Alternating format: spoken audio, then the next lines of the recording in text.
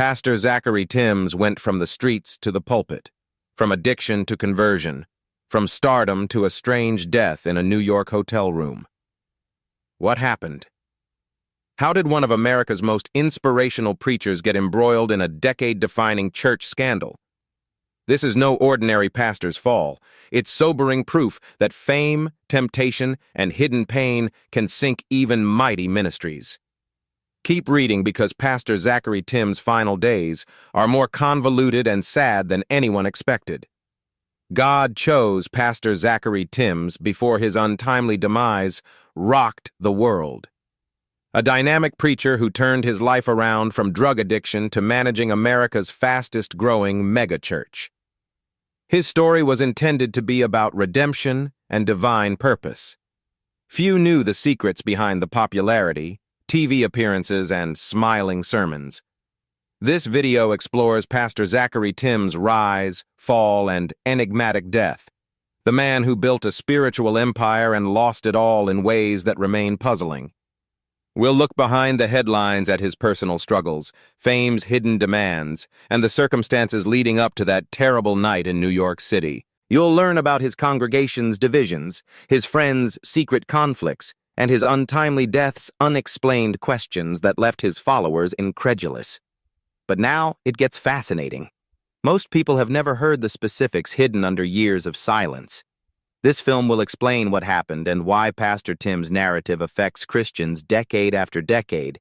Stay tuned. What we're about to reveal may affect how you see Pastor Zachery Tims and modern ministry's darker side. A young man from Baltimore was written off before he found his purpose, before the fame, megachurch, and national limelight. Zachery Tims was born on April 18, 1969, into a world of suffering, violence, and dashed hopes. He struggled in a single-parent environment, had few resources, and was drawn to the streets. Tim became addicted to drugs in his teens. Crack let him escape the agony and volatility of his environment. He was no preacher, role model, or visionary. He was another statistic waiting to happen. However, an unforeseen event changed everything. Zachery Tims, 19, claims to have had a God experience in prison after being imprisoned and facing prison time. He said he heard God tell him his life had a purpose. That jail cell was where he promised. He would spend his life in ministry if God offered him another chance. After release, he maintained his pledge. Tim attended college and earned a psychology degree from the University of Maryland to reconstruct his life. At this point, his metamorphosis inspired others. Not only did he preach change, he lived it. Tims and his wife, Reva, came to Florida in the mid-1990s to build the New Destiny Christian Center in Apopka, Florida. The church began with a few people praying, believing, and hoping for development in a small location. Zachery's charm, energy, and tale captivated everyone. Week after week, crowds increased. He moved people with his sermons and honesty. He honestly discussed his past, addiction, faults, and redemption. His honesty made him relatable, especially to damaged, lost, or undeserving people. New Destiny Christian Center grew rapidly in the early 2000s. Each week, thousands attended his services. His televangelism career took off on the Trinity Broadcasting Network, where his sermons were broadcast nationally. He traveled abroad, wrote books, and met key pastors and leaders nationwide. The world saw Pastor Zachery Tims as the ultimate success story, overcoming adversity to become a spiritual force. Hope was in his life, proving God could redeem anyone. Cracks appeared behind the clapping, bright lights, and inspiring remarks. Cracks that would grow into something unexpected. While helping millions achieve redemption, Zachery Tims silently fought his demons anew. Pastor Zachery Tims' prominence and pressure increased as his ministry flourished. The modest congregation of a few dozen suddenly became a global ministry reaching tens of thousands. He was now a public person, not just a preacher. He stood on that stage at New Destiny Christian Center every Sunday with hundreds of individuals seeking hope, inspiration, and answers. He preached electrically, His delivery was real, strong, and personal. People considered him untouchable and God-driven. Zachery was burning out behind the scenes, but few knew. Pastor Tim struggled to maintain the image everyone expected of him, according to interviews and later accounts from friends. Traveling, speaking at conferences, conducting outreach programs, managing finances, and balancing family life with a vocation that never slept were his challenges. Even with faith, celebrity tempts. As his profile grew, so did his positive and negative attention. Supporters adored him. Critics questioned his riches and leadership. Between his calling and the demands of achievement, Zachery lost his modest, humble balance. He frequently discussed spiritual warfare, the daily difficulties believers endure. That combat wasn't figurative for him. It was raw and personal. Within his circle, rumors circulated that demons he had previously defeated had returned. Friends saw his mood swings, weariness, and growing restlessness behind closed doors. His marriage to Riva was reportedly straining due to distance, stress, and emotional distance. After years of ministry, the couple divorced in 2009. The Christian community was shaken by the public and bitter parting. His followers were shocked by the news. How did a preacher of religion and family lose his most precious possession? Some questioned his leadership. Others backed him, saying pastors are human and make errors. However, few recognized that this was simply the start of his downhill spiral. The divorce left Pastor Tim resolved to move forward. He preached forgiveness and renewal while smiling. But those closest to him afterward revealed a change within him. His ministry passion had become quite suffering. Zachery's universe split over time. The world saw a polished, compelling Sunday morning pastor. When cameras were off, the man struggled with loneliness, strain, and spiritual tiredness. Celebrity ministry was all about appearances. Unfortunately, even pastors who impact thousands of lives are human. Once small fractures have grown. Soon, they will reveal the worst truths. Because while everyone thought Pastor Tim had escaped his past forever, his temptations remained lurking in the shadows, patient, determined, and ready. In the summer of 2011, Pastor Zachery Tims appeared to be starting a new chapter.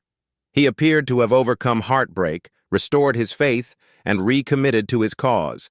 His church was growing again, his television appearances were growing, and he preached to thousands across the country. However, there were indicators of serious trouble beneath the surface. His close friends observed he had grown quieter, more reserved, and often traveled alone. He would disappear for days, saying he needed relaxation or isolation with God. However, such justifications hinted to a relapse into the problems that nearly destroyed him. Pastor Tims checked into the W Hotel in New York City in early August 2011. The ministry trip was becoming more covert, so it was meant to be brief. But what occurred next shocked Christianity. On August 12, 2011, W Hotel housekeepers found Zachery Tims lifeless in his room. It was announced within hours. Modern Ministry's dynamic 42-year-old pastor died. Details were scant at first. The church requested solitude and prayers after revealing his death in a brief statement. Soon, speculation began. What happened? Why was he alone in a hotel room in another city? Why was the death cause kept silent? Law enforcement found more questions when they arrived, a little envelope with white powder. The medical examiner's autopsy results were kept secret for weeks. Mystery intensified. People sought answers. The congregation was devastated. Pastor Riva Tims, his ex-wife, was upset but composed. She openly declared that God is in control, yet her anguish and perplexity were enormous. How could someone who had overcome so much and touched so many people collapse so suddenly? Months later, toxicological testing verified what many feared. After an apparent overdose, Pastor Zachery Tims died. The news shook his church and the religious community. Many of his followers felt betrayed, not because he sinned, but because they believed he defeated those demons. Some saw it as devastating proof that addiction never goes away, especially for those who preach redemption. His death exposed the great pressure modern pastors face, which was perhaps the most devastating portion of this story.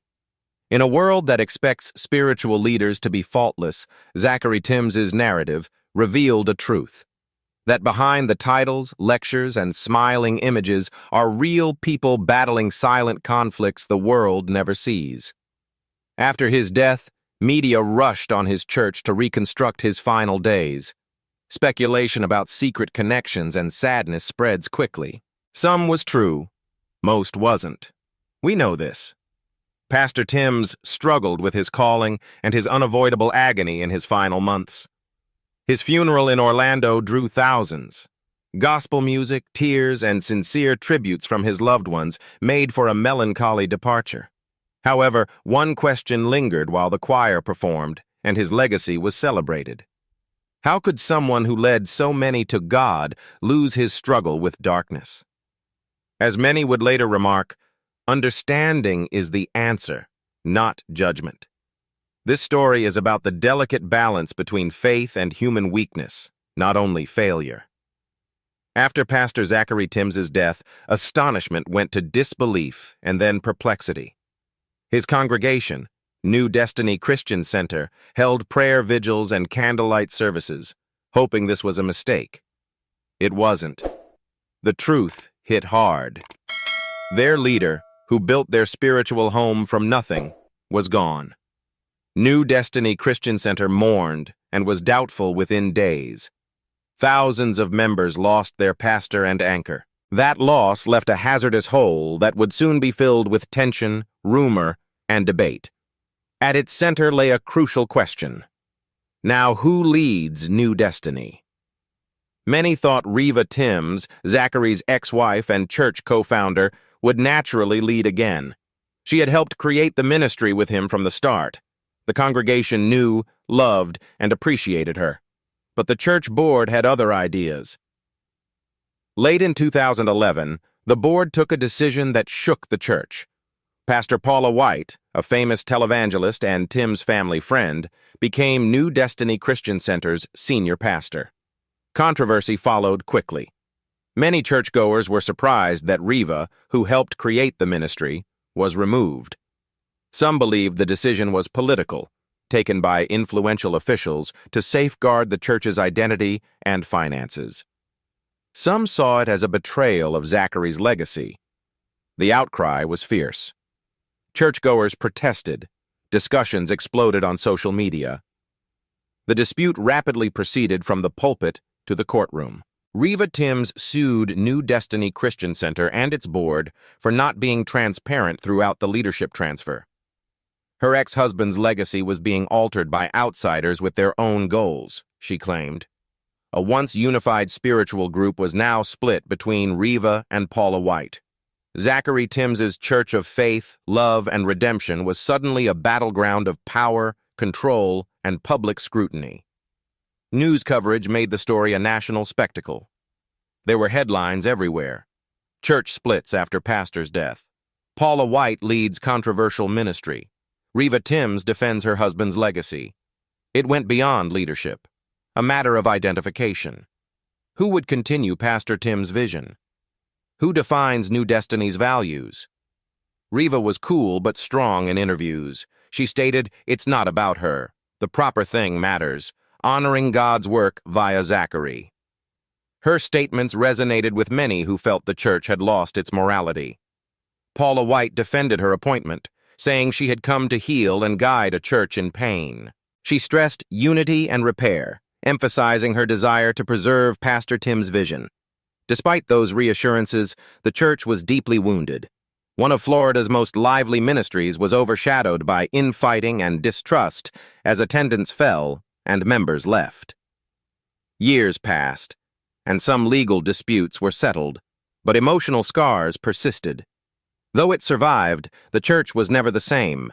Reva Tims founded Majestic Life Church to preach redemption, faith, and grace, the same message she and Zachery preached. She talked about forgiveness, healing, and delegating sorrow to God. Pastor Tims' legacy remained divided over time. He was seen as a fallen man and a warning against hubris and temptation. Others saw him as a flawed hero who showed that even God's chosen can struggle, fall, and be deserving of grace. Perhaps that's what makes his narrative so human. The story of a lost pastor is more than a tragedy.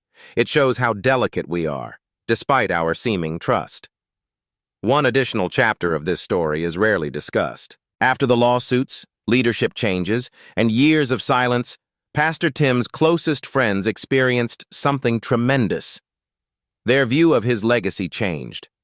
More than a decade after Pastor Zachery Tims' death, his narrative resonates worldwide with anybody who has struggled with personal weakness and public expectation. In retrospect, he was both amazing and commonplace. He inspired, led, and lifted people out of hopelessness with his testimony. However, he was human, flawed, vulnerable, and sometimes broken. His story is unsettling and essential because of that disparity. Because when the celebrity, cameras, and limelight are removed, you discover a guy who sought what every Christian wants: to serve God, live purposefully, and find peace. Peace eluded him in his pursuit of grandeur. Many inside and beyond the church struggled to understand his death. How could someone so brilliant and blessed slip into the darkness he once escaped? This question troubled his supporters, friends, family, and other pastors who saw themselves in him. In later years, his story became more than a cautionary tale. The Mirror revealed a terrible truth about current faith culture. Too often, pastors are elevated above humanity. Perfect, unshakable, and impervious to temptation and sorrow are anticipated. Grace is the core of Christianity.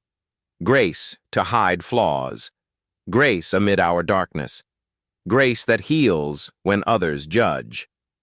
Zachery Tims preached and struggled with grace. Knowing what redemption meant, he preached about it. Like many who help others heal, he struggled to heal himself. Pastor Tims mentioned something moving in one of his final sermons before his death. He stated, "You can be called by God and broken, but don't allow that stop you from thinking God can use you." These remarks now torment his existence. God uses him powerfully, but his past haunts him. Maybe that's the point. Maybe his story is about grace's intricacy, not failure. His widow and 4 children have rebuilt their lives after his death. Riva frequently lectures about forgiveness, faith, and ministry accountability. She speaks lovingly and reflectively, never bitterly. She has stated that Zachery's legacy should be remembered for the many lives he affected, not his death. She's right. The thousands of individuals he led to Christ, the marriages he restored, the addicts he freed, and the young people he inspired to believe they were worthy of love, make it difficult to assess his impact by one awful conclusion. New Destiny Christian Center remains. It's changed, led by new leaders, and transformed, yet it still shows how one man's vision can overcome his weaknesses. People still sing the same songs and share Pastor Tims' message that you can rise again every Sunday in that sanctuary. Many learn from his life that spiritual leaders need space to be human. They require accountability and empathy. By creating a culture where pastors can't be honest about their challenges, we set them up to hide, fake, and fall silent. Zachery Tims' narrative confronts that hard truth. It shows that pressure may weaken even the strongest faith, and concealment can destroy the strongest ministry. This also shows that redemption is never wasted. His path from the streets to salvation, from the pulpit to the suffering, proves God can use damaged vessels to shine. The story of Pastor Zachery Tims is, in my view, not simply a tragedy about personal downfall. It is a mirror held up to modern faith culture and to society's dangerous fascination with spiritual celebrity. What I see in his journey is a profound and painful lesson about the human condition, the fragility of redemption, and the cost of turning faith into performance. His life compels us to question how easily spiritual leaders are dehumanized, idealized, and ultimately destroyed by the very expectations meant to celebrate them. What strikes me most deeply is the duality of his life. A man chosen by faith but consumed by the pressure to live up to it. His path from addiction to ministry was indeed extraordinary, yet his death revealed how incomplete redemption can feel when it is lived under a spotlight. The pulpit gave him power, but it also stripped him of privacy, authenticity, and the freedom to fail. I believe that many modern preachers face a silent suffocation behind the mask of perfection. The system rewards charisma more than character, image more than introspection, and as a result, it leaves no room for vulnerability. From a broader perspective, Zachery Tims's downfall exposes a dangerous imbalance within contemporary ministry. The merging of spirituality with entertainment, of faith with fame. When pastors become brands and sermons become spectacles, the spiritual calling turns into a career built on public validation. Under that weight, even the most sincere believers can fracture. The church, in turn, must take responsibility for the culture it creates, one that often worships its leaders more than the message they preach. Personally, I believe the solution lies in rebuilding a culture of accountability and compassion within ministry. Faith communities need to allow their leaders to be human, to seek help, to admit weakness, and to receive care without fear of disgrace. Churches should establish mental health support systems for pastors and implement regular peer supervision to ensure that leadership is not a lonely burden. Spiritual leaders are shepherds, but they, too, need shepherding. Moreover, this story urges us to redefine what success in ministry means. True spiritual leadership is not measured by the size of a congregation, television ratings, or influence over followers. It is measured by humility, integrity, and the quiet consistency of one's inner life. If Zachery Tims's experience teaches anything, it is that spiritual greatness cannot survive without emotional grounding. The more one becomes a public figure, the more necessary it becomes to protect the private soul. On a personal level, I see in his story both warning and hope. It reminds me that faith does not erase weakness. It redeems it. Pastor Tims' mistakes do not erase the lives he changed, nor do they negate the sincerity of his faith. Instead, they expose the depth of our shared humanity, that even those who inspire us most can be broken, and that grace must extend to them as much as to anyone else. In the end, his life should not be remembered solely as a fall from grace, but as a call for honesty and faith. Behind every polished sermon and every public figure stands a fragile human being longing for the same mercy they preach. Perhaps the greatest tribute we can offer his legacy is to build a faith culture that values truth over image, healing over hiding, and grace over judgment. Because redemption, in its truest sense, is not about being flawless, it is about being real.